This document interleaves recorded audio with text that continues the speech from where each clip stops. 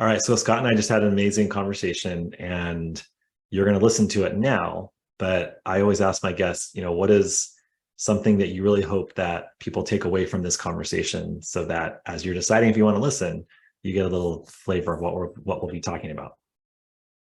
Yeah. So what I would say is, it's if you want something to happen that's different than the traditional, especially high school experience, the most important thing is to start. And you can start small. You can start by instead of a textbook, you can do a project. Like you can start there.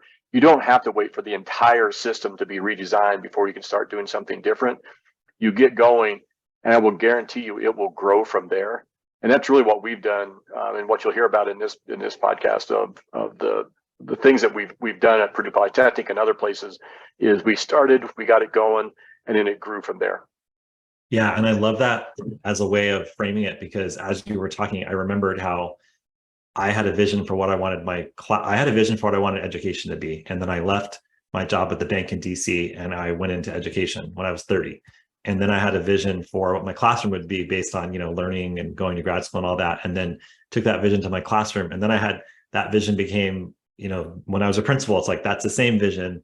And now I have the vision for multiple schools and education in general. So I feel like everyone listening has some sort of vision or deep belief about what they believe kids can do or be and what school can be. And rather than sitting around being like, well, I just can't do it because, it's this massive, huge, Titanic that we're trying to shift. It's like, if you can just do one thing, like Scott's saying, that can just move, if it's just change your classroom to doing one project this year, or go ahead and start that after school program, or go find those 3 friends that want to start a micro school, or talk to somebody crazy like Scott that might hire you at a charter school. That's right. Just do whatever you feel, because as all of us get together and we start to move this, it's not going to happen because one person at the top's doing it. It's going to happen because there's so many people listening and doing the change making to create a better education system for our kids. So great summary there, Scott. Thanks for listening, everyone, and hopefully you'll enjoy the episode.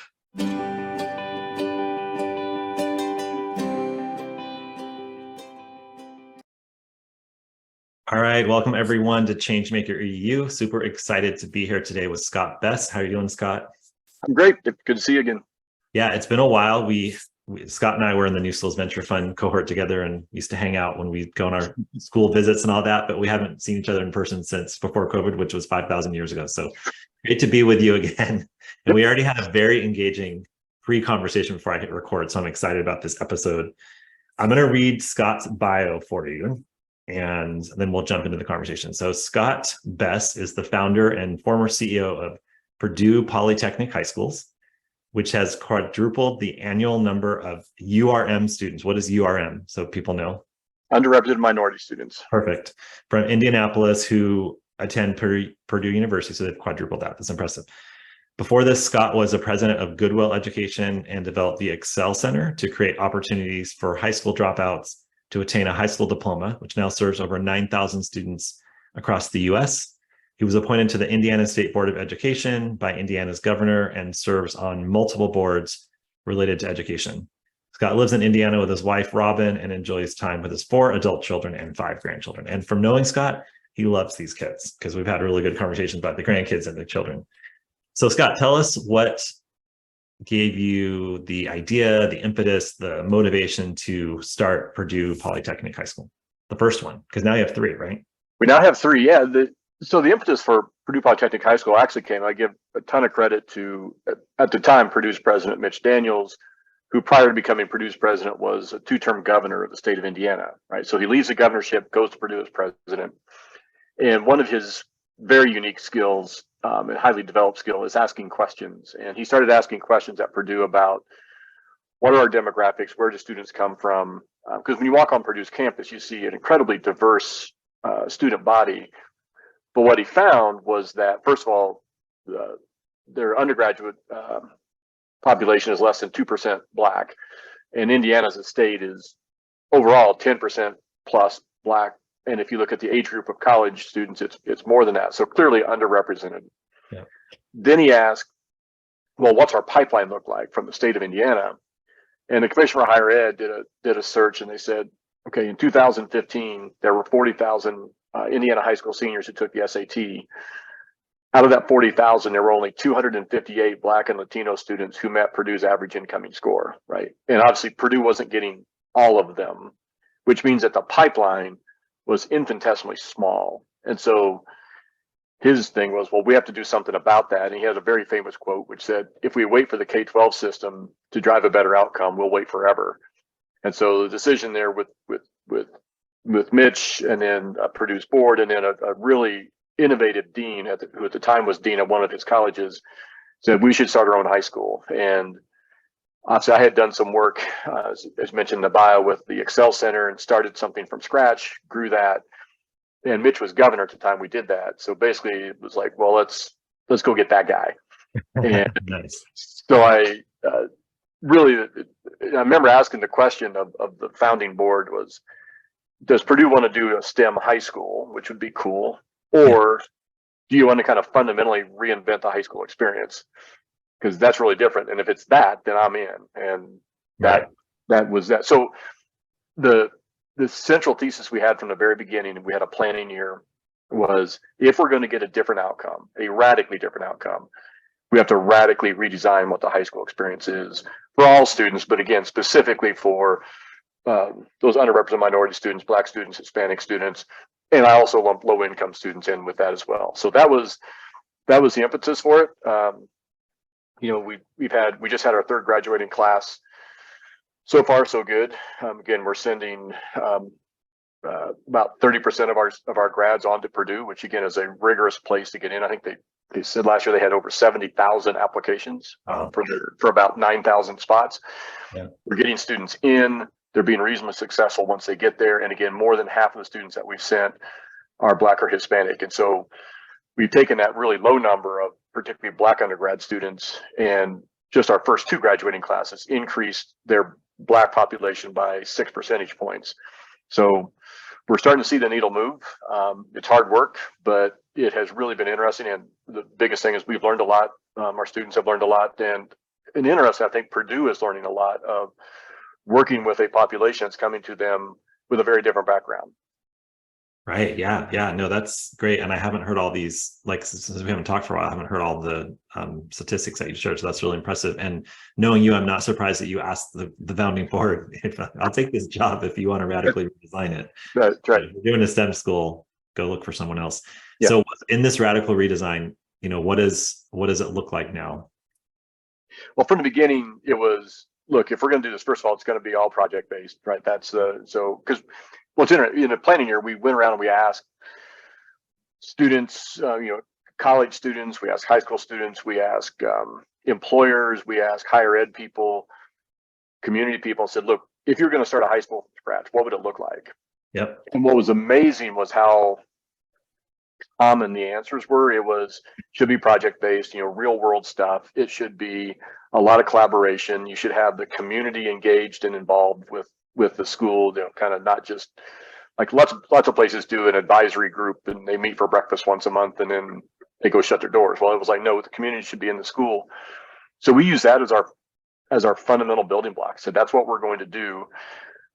The K through 12 people that we talked to were all in agreement of those things, but then they said, well, but there's only X periods and, there's only 6 periods in the day. And, there's all these standards and all these requirements and testing. And so we do a senior capstone project, or the best answer I got from one group was, hey, in January, we do this really cool January term. And the kids, they love it. There's all these projects, there's all this energy. Well, then February comes and we stop doing cool things and we go back to the school. Right. So we really wanted to capture the essence of that and say, there's no reason why you can't get all this academic learning through projects, through community involvement, and let kids collaborate and work together. So that was the essence. And honestly, now we're in our 7th year, it's the same essence. Now we've learned a lot and we tweaked a lot. And, as we grew, our largest school now has 600. The other 2 schools, like one has 300, the other one has 200. So, it's, when you get to 600 students, there's a size and scale. You got to, like, they're teenagers. You should probably know where they are mostly during the day and pay attention to that. And again, we're still dealing with all the same credit requirements and testing requirements that everybody else has to. But we've managed to keep the essence of the school the same. I think our our students, when they graduate, and again, we do this thing where we ask them, what's the biggest thing you're taking away from this school? And the most common answer is, we learned how to fail. Like, right, we had a project and it didn't turn out the way we thought, but the big thing was, well, what do you learn from it? And what are you taking away from that? And that's a skill. And I know we're going to talk about this, the skills versus credits thing. Like, yeah, that's a skill that you can take forward into anything, and it's fully applicable to all aspects of your life. And I think that's something that gets lost too often, is when you have these real rigorous, classes you got to pass, and there's no opportunity to fail. It's just a failure. It's nothing to pick up from and go. So again, a problem that we've kept, because there's always a pull when you do something different. There's always a pull back to the mainstream. Oh, yeah. Right. Because all the systems are designed around the mainstream and everything else. And we've been able to largely resist that. Now, we've had to innovate and say, well, gosh, some of our kids aren't doing great on the math SAT. Right. Well, the answer probably isn't putting them in a math class out of a textbook. Like, we know what those outcomes are. Like, we can predict that. Right. So, okay, we're not going to go backwards, but now we need to innovate forward. Let's figure that out. And that's really has been what I give our staff a ton of credit for, is how do we innovate forward versus regress backward? Yeah. Well, and I love that if that's what kids are saying when they leave, I mean, that's a huge accomplishment, because just even the concept of growth mindset and that's right. Failure is not a bad thing. It's right. Learning. Right. And so that alone is a massive accomplishment. And okay, so talk to us about when you were thinking about Purdue Polytechnic and designing the school, and why don't we just go for like the school that you and I went to? Like, you probably played sports, from what I know about you. You're probably one of the best athletes there. Did. So Yeah. Did you enjoy your high school experience? Why are we changing it? Yeah, did all the things. And I think what's funny is, turns out what kids really enjoy about high school is exactly what you just mentioned. It's their sports, it's their clubs, it's their extracurriculars, all those kind of things. Yeah. So we said, okay, we're going to do all that, right? We have a prom. We have sports that I never thought I didn't think we'd ever have a football team, because it's expensive and it's like all those things. Well, yeah. Then we give a lot of voice and choice to students, and they really wanted football. And so we figured out how to do it. Now we're a full Indiana High School Athletic Association member. Our girls basketball team won their sectional last year. Nice. So we have that high school experience. Okay. But what students don't enjoy about high school is essentially the drudgery of going class to class to class, and everything's assigned to them. And and what's funny is I do a lot of talks, and I make a habit of, at almost everyone I do, and it's almost always to college educated professional groups of some sort or other, right? Business people or policy people. And I ask the question, how many of you just endured high school? Like, how many of you just grinded your way through it? Yeah. And remember, I'm talking to people who, by whatever measure you want to use, are relatively successful in life. Right. They played the game and they were successful playing. But I've never had more than half the people raise their hand. Or I've more than half the people have always said, yeah, I just endured it. Like, it was a grind. It's like, man, if you're 14, 18 years old, that should be an exciting, exhilarating time of discovery, not I just got all the curiosity beat out of me and I just grinded my way through it. And so the fundamental design of high school is, hey, let's keep all the parts of high school that are fun and enjoyable and social and all those things, but let's redesign the part that the primary participant in it generally hate. So that was the core of it. That's amazing. Yeah. And I mean, it's the factory model that we all endured. Yes, that's right. And you're talking to a group of people, when you ask that question, that probably went to college and had the social capital to do all the things to endure high school and play the game and cut class when they could and know how, all the stuff that we all did in high school. Yeah. And if you look at the urban schools, or where your kids, a lot of the kids in your school would be going, they're not only enduring the school, but they're not really getting much out of it. Right. And so that's what needs to happen. Like, the high school experiences, and it hasn't changed for how many years? What were you telling me about the slide that you share with folks? Yeah. So I do a slide where I put up it's a high school schedule, and it actually came from the Gang of 10 back in 1892, right? The people that essentially came together and said, well, here's the Carnegie unit and here's all the things. And if you substituted French or Spanish or Latin, it would look exactly like a scheduled day, because it had it listed out. Here's your freshman, sophomore, junior, senior year. Here's all the things you should be doing. And you could put it in any high school today, and they go, oh, yeah, that's our typical class schedule. Right. And it came from 1892, and you might argue things have changed somewhat since then, right? There's a few differences. So I think that the understanding that we're doing something, and again, you could look at any classroom today, and other than, like, obviously there's technology in a classroom and people are using, smart boards and other things instead of chalkboards. Right. You could show a picture from 1940 and just colorize it and put some technology in there, and they go, yeah, that's our English classroom, right? It's and the so same model. Yeah, it's the same. Trying to say that things, focusing more on what skills students need versus kind of a prescribed course of study, because it doesn't work for everybody. And I also say, like, the outcomes we're getting today are exactly how the system was designed. Yes. Right? People say it's a broken system. Well, it's not a broken system. It's working perfectly. It's doing exactly what it was designed to do, right? Yeah. And so we have this factory model, which is based on putting the kids in widgets and then commanding and controlling them while they're in the system. Yep. And so kids are really good at learning how to follow the rules and break the rules, right? And so from my understanding, you're trying to, you said you give the kids a lot of voice and choice. You're trying to empower the kids to make choices throughout their day and not kind of just be this passive learner that goes through the command and control system. Is that right? Yeah, and that's one of the big the power of, like, a project-based approach is you can actually give students choice in which projects they do. Right now, the trick is you got to have rigorous projects, right? Because again, we still live in a world where they have to get credits and they have to pass a test, and so you got to make sure that they learn content. But our teachers have gotten really adept at saying, I can design a project or allow a student to design a project.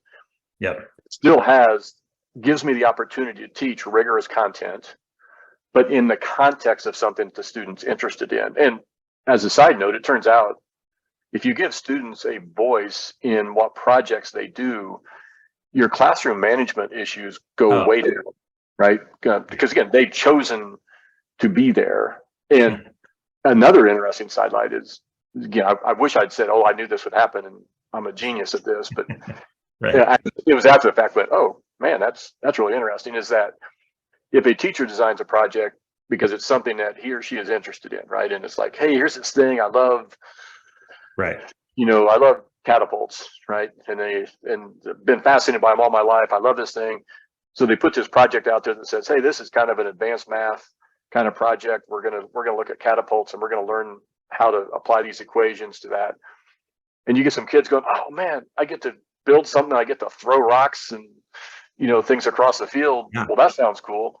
So now you have a teacher who thinks something is cool, and you have a student who thinks something is cool, and they get to work together. You're co-creating, aren't you? And that's a very different relationship than, here's a class I have to take, and the teacher says we got to go through chapter 12 of the textbook by the end of December, right? It's a very different dynamic.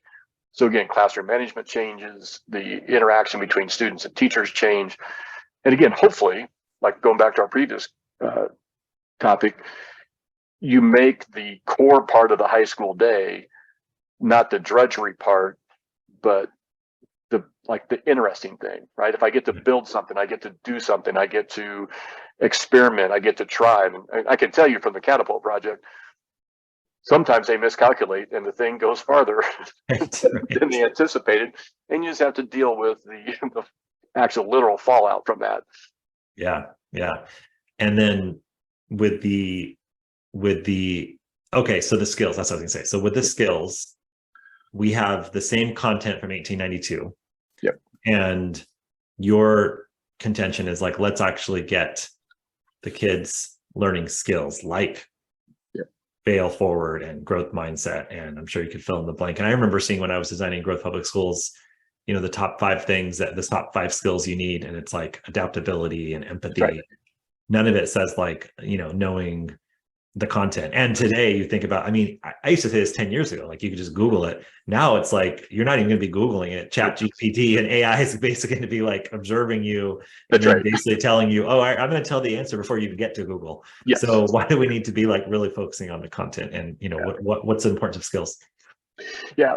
As an example, like, and again, full disclosure, I was a math major in college. I taught math. I worked in IT. I have never used calculus, right? And I really like math. I love everything there is about math. And now, if I was going to be a theoretical engineer, I really need to have calculus. And so there's a subset of people who need that very specific content knowledge. But generally, we use calculus as a screener for higher ed. Right. In a washout class in college. And basically it says, we're testing to see if you're willing to grind your way through something and get there when you don't see any real applicability to it. Well, and then hopefully if you can do that in calculus, you can do that in the rest of the stuff that we make you do. Right.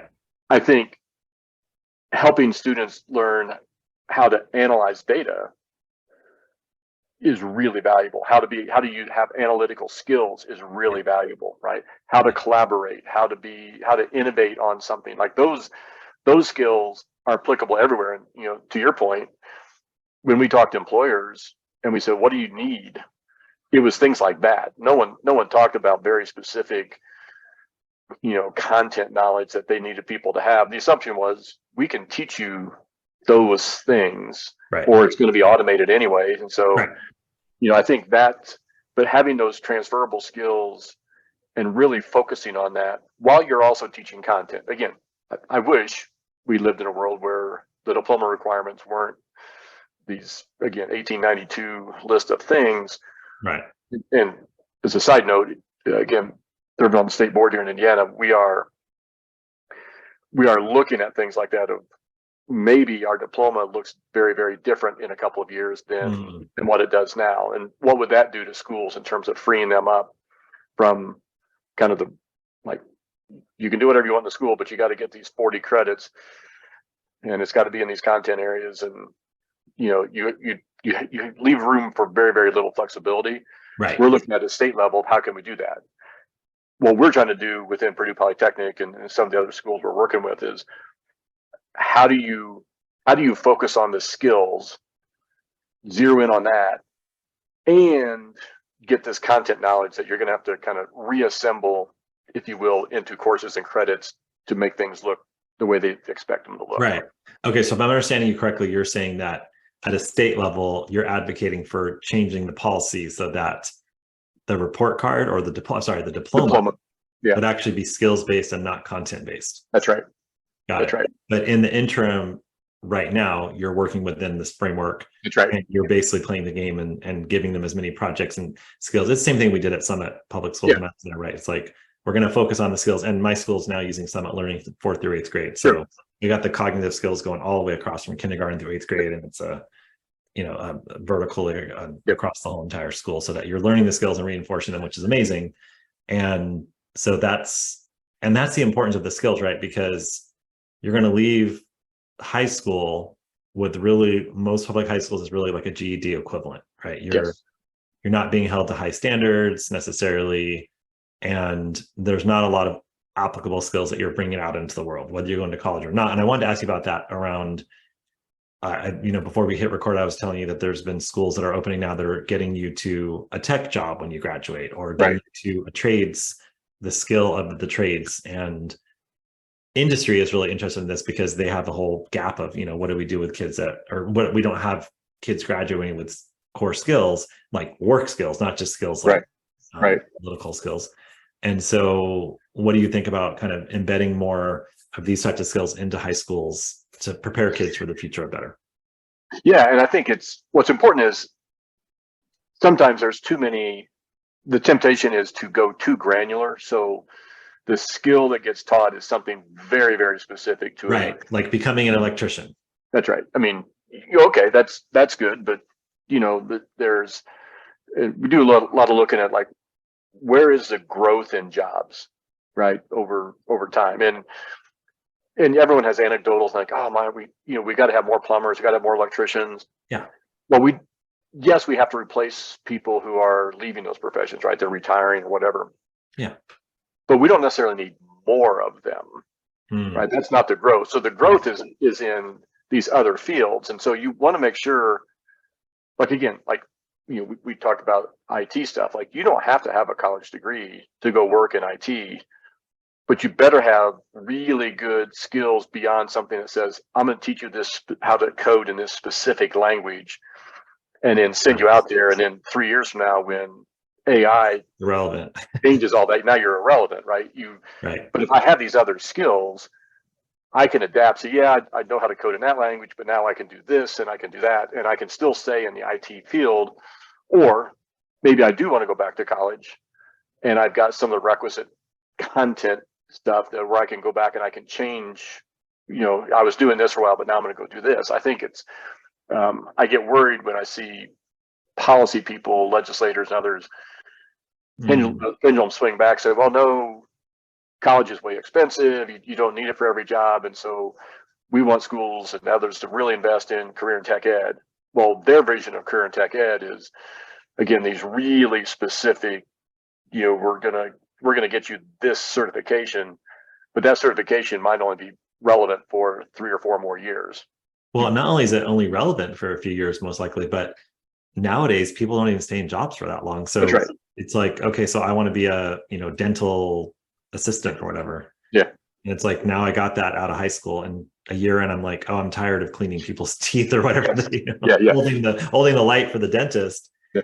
And now you're like, okay, what do I do now? Because I have this very specific certification and I'm tired of doing it. And so what you're saying is, think more about, like, what are skills they can actually apply to multiple jobs, or get specific about a field that I was telling you that the founder of Summit has started Point B, Diane Tabner, and my friend Adam Carter, and we were just talking yesterday, and they were talking about, if we could get kids in 9th grade to be thinking, what is my purpose in life, and what do I love to do, and what are some options for me when I graduate from high school, whether it's college, whether it's not college, whether it's like after college, and just start to think about what are the choices for kids in today's economy. I mean, my kids watch YouTube. They're 10 and 13. Yeah. And my son's like, I want to be a gamer or a YouTuber.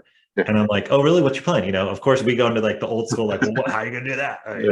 But if you think about it, I mean, he's watching these people that are 23 years old. They've been YouTubing since they're 13, and they're throwing around $100 bills to everybody. Of course, it's not everyone's going to reach that. But the point is that that's a skill. Like, they know how to create content. They know how to be engaging. They know how to do all the technological things that I don't understand, like, to make sure people are watching. They know how to sell, and they've learned all these skills that, whether they're YouTubers for the rest of their lives or not, they have some pretty amazing marketable skills that they can use in their lives. Yeah, that's right. And I think that's where, I had someone asked me, I was doing another thing yesterday, and it was like, what's the purpose of school? Like, okay, there's an existential question for you, right? And I think it is to prepare people for life afterwards, and ultimately to be, and again, you can talk about like a contributing member of society, to contribute to the democracy, all those kinds of things. But I mean, some of it comes down to be equipped to do the things that make you happy. Yes. Right. In the end, like, and it could be if like making a ton of money makes you happy, then you need a set of skills that's going to enable you to go do that. If it's again, I want to have a good job, and I want to have a family, and I want to own a house. Like, okay, there's a set of skills that are going to enable you to navigate your way through the world to do that. And again, ultimately to be happy, because, so it's looking at that through the high school experience and saying, how can we help students be happy through high school and start to understand, like I said, as you talk with your kids, like, what do you want out of life? Yeah. And how can I help you get there? Because there's a lot of different pathways that are going to take you there. We just want to equip students to choose a path that's right for them. and then make sure that they have all the requisite skills, knowledge, et cetera, to go there. And I love this approach because then again, like, I don't know what the research is, but I know for each generation that the time they stay in a job is shorter and shorter, right? Like it used to be 50 years and it was 30, then it was 20. Now it's like 2 years, right? Yeah, that's right. And so to allow them to be equipped to have skills rather than a very specific job. And then the one thing I was going to say that drives me crazy is that almost every single school website you go to, it says, we want to develop lifelong learners. Yeah. And I'm like, you go into a conference and give a talk and everyone's like, we endured high school. And it's like, we're actually doing the opposite of lifelong learners. There's a reason why, Ted Robinson, Ken Robinson, that why his TED Talk was it's like in the top 3. Yes. Because he talks about how we actually, kill curiosity in schools. Oh, yeah. Yeah. And so just the fact that you're doing projects and skills right there is changing the game entirely. Now, tell me about, you just opened a micro school too. And I want to hear about that because I feel like I just interviewed Matt Beaudreau, who started Acton Plaster out here. I'm not sure when each episode will come out, but he was talking about the power of micro schools. And I asked him the question of like, well, years ago in the charter school movement, people would always say, oh, it's really cool that you're hanging out and doing this thing that no one else can do. And you've got your little bubble and everything's all magical over there. But like, what are we doing for the other 97% of the country? Yeah. And so I'm just curious what your take is on, tell us about the micro school you have and why you did it and what's your take on kind of where it sits in the movement or in the space. Yeah. So this was kind of one of my last, we'll talk a little bit about, I kind of progressed out of as being a founder and then executive director and decided to step down out of the day-to-day. One of the last things I did was say, we ought to do a micro school. And there were multiple reasons for that. One was, even though, as we talked, Purdue Polytechnic is very unique and different, there's still a time-based element to it. There's, there's things that, the projects last 9 weeks. Because again, you got 600 kids in a school, you got to schedule and do things. And while we don't have a year-long master schedule, you are scheduling in nine weeks blocks of time. And that takes away some creativity and some individual choice for students. And so the idea of the micro school was, hey, can we do something that has total flexibility for students, right? So maybe there's some group things that get scheduled, and there will be, but if a student wants to design a project and they want to go do nothing but that for 3 weeks and go a mile deep, they can. While another kid may say, I'm going to do this thing, but I also want to do this thing and that thing. And it's easy to create internships because you're not trying to fit that into a prescribed schedule. And you allow group projects, individual projects, a ton of community involvement. Again, we just launched it this year. We already have multiple community engagement, ranging from really small nonprofits to some businesses to the faith-based organization. There's all these people say, hey, we want to be engaged and involved. And now, because you're so flexible, you don't have to say, well, you can be engaged, but it can only be at 3 o'clock on Tuesday afternoon.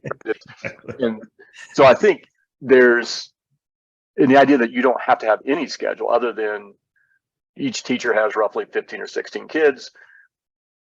They can now schedule those kids, right? They can be that kind of focal point for the student journey, if you will. And they can say, okay, look, if you want to do an internship, we'll help you get one. I'll kind of stay in touch with your mentor at your internship. I'm going to help guide something. Each kid will probably have some asynchronous stuff they're doing. The teacher will do some content work with them. And we kind of tied 2 pods, if you will, together. So 2 teachers, each with 16, so we can do some cross, this person has this expertise in content, the other one has something different, so they can do some different things. But again, it doesn't have to be a prescribed schedule. They can say, hey, look, this week, can you do this? And like, okay, yeah, you take my kids and I'll do this. And everything can be done at the local level, and you don't have the overhead of a principal, a dean, like all the other things. But also we have a network. And so we have English language learner support. We have special education support. We have, school nurses. We have like those things in our comprehensive high schools. And so they can support the micro school with those things. And oh, by the way, the teachers don't have to worry about how to pay themselves or how to pay rent. Or exactly, which is huge. The people are taking care of that for them. So And it also allows us to go to communities which are smaller. Again, we're in Indiana, so there's a handful of pretty large cities. Yeah. Then you have a lot of more smaller towns, rural, Right. where there's one high school. Like, we're not going to go into a place where there's a high school that's been there for 100 years and it's got 800 students. There's not room for another high school to come in with 400 students. No. So, but we can do something with 30 or 40 students who maybe don't quite fit in that incumbent high school, or maybe they were homeschooled through 7th or 8th grades and their parents are panicking going, I don't know how to do high school. Like, right. Exactly. So it gives another alternative. Yeah. That's right. And so I think that was what drove us to do it. And so again, we just launched it. This is the first one.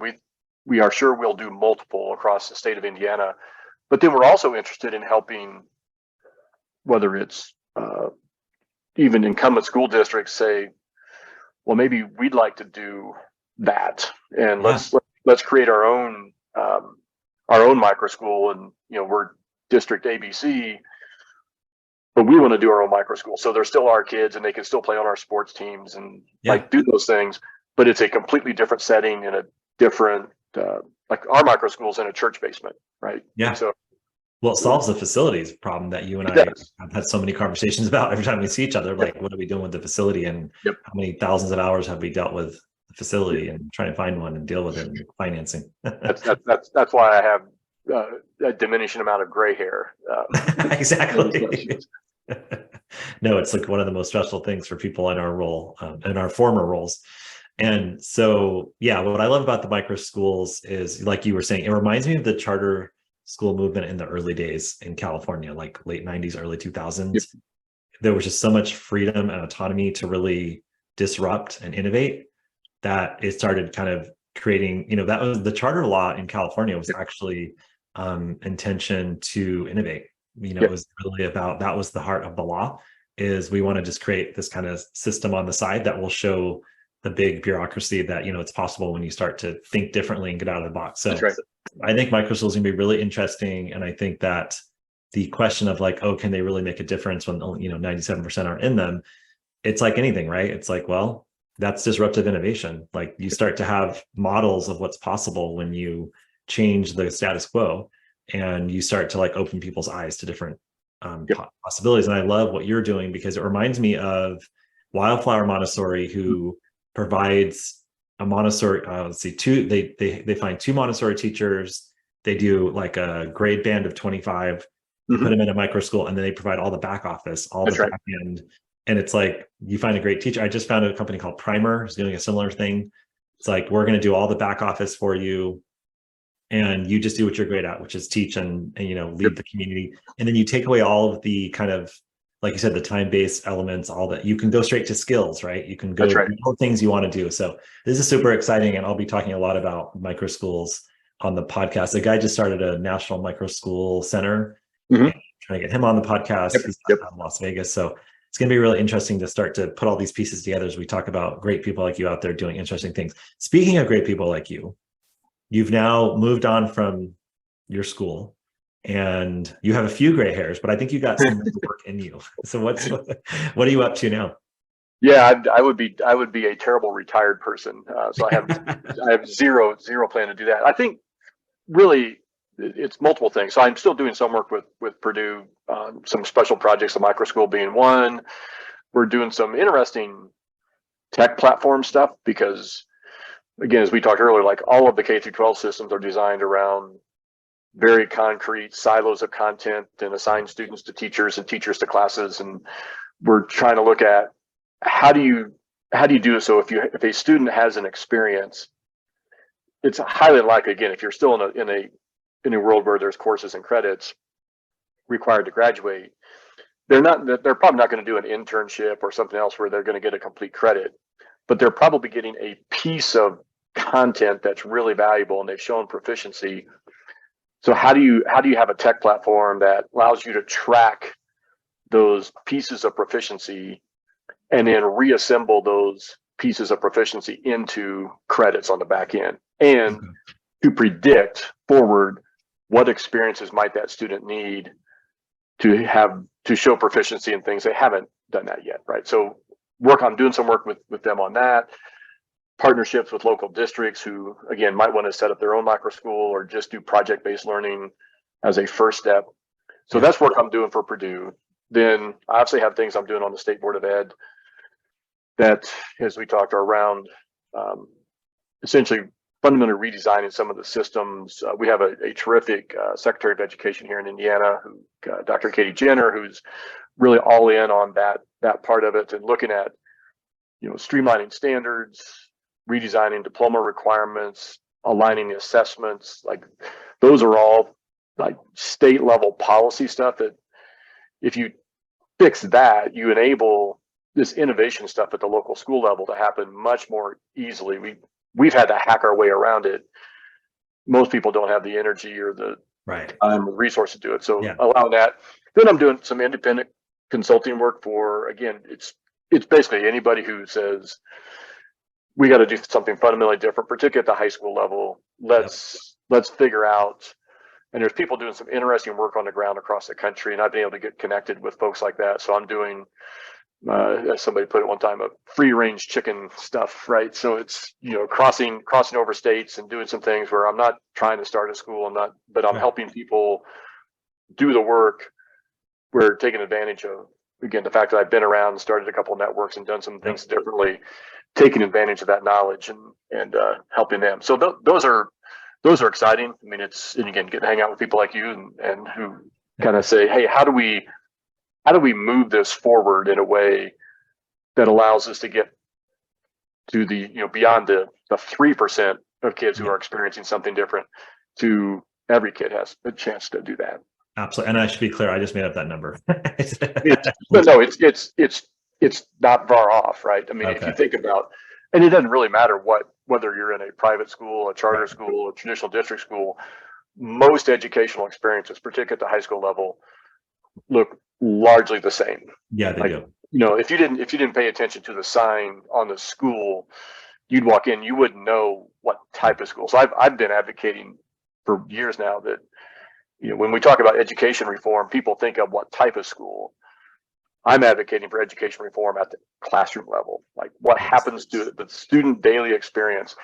And I think it's probably 97, 98% of kids are in a very traditional, either private or, like you said, private or doesn't matter. Yeah, it doesn't matter.